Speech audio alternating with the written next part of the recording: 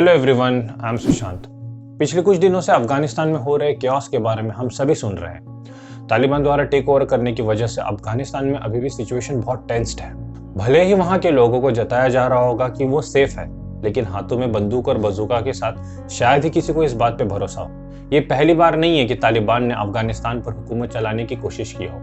Early 1990s में पश्तून में emerge हुए इस ग्रुप ने 1995 में हेरत को कैप्चर करके अपनी पहली कोशिश की थी।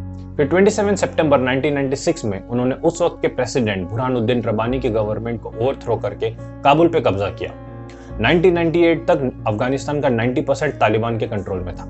जब वो पावर में थे तब तालिबान को सिर्फ 3 देशों ने एज अ गवर्नमेंट रिकॉग्नाइज किया था। इस ग्रुप की शुरुआत मुल्ला उमार ने की थी।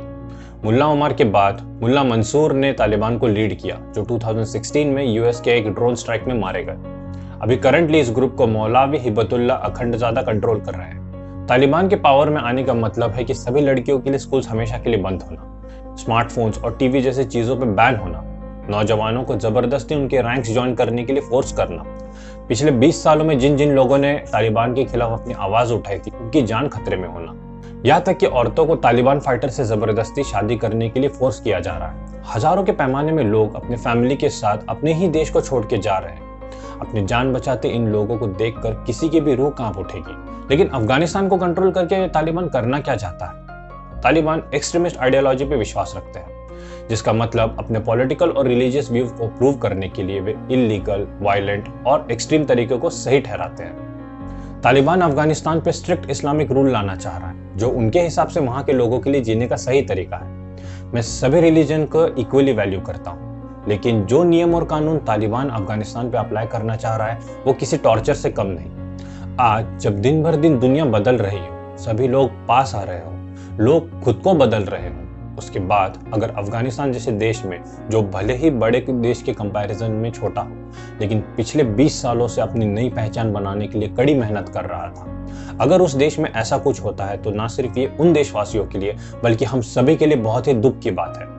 अभी की सिचुएशन ना सिर्फ अफगानिस्तान के पहले की मेहनत को बर्बाद करेगी, बट आने वाले समय में उनके लिए और नई मुश्किलें लाएंगी। इस क्राइसिस पे सभी देशों का अलग अलग नजरिया है। जहां कुछ कंट्रीज जैसे इंडिया अफगानिस्तान में फंसे अपने लोगों को इवैक्यूएट करने के साथ साथ इस पूरे सिचुएशन को क्लोजली मॉनिटर कर रही है, वहां कुछ देश जैसे यूके और यूएस इसे अफगानिस्तान की गवर्नमेंट की कमजोरी को ब्लेम करते हुए लोगों को इवैक्यूएट करने में मदद कर रही है। लेकिन इन सब में एक बात तो साफ है कि भुगतना बेकसूर लोगों को ही पड़ रहा है।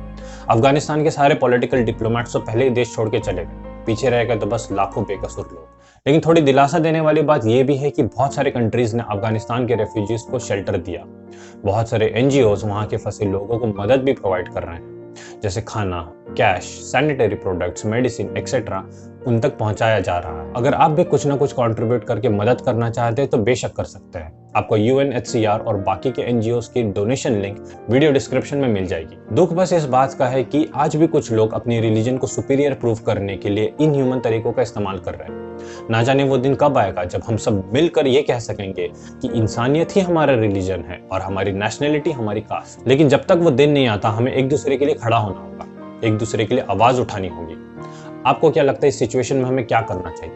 कमेंट करके जरूर शेयर करें। उम्मीद करते हैं इस क्राइसिस से अफगानिस्तान जल्द ही रिहा हो। तब तक हमारे प्रेयर्स और हमारा सपोर्ट उनके साथ है।